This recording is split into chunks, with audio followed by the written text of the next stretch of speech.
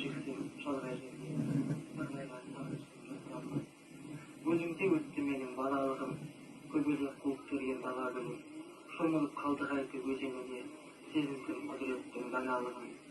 Туған жер қара төбем, асылаймын.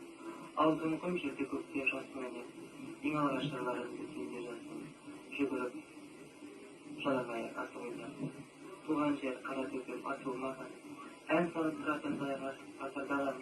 Алысқа сапар шектім шалғай жерге, сарғайған сағынышым жасыра алман. Өзіңде өтті менің балалығым, төбелек қуып келген дала гүлім.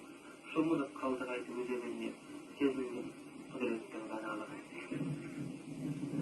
Бұл бейнетаспаны 2005 жылы маусым айында түсіргенмін, жазып алған. Ертай Баймұханов, Қаратау ауданының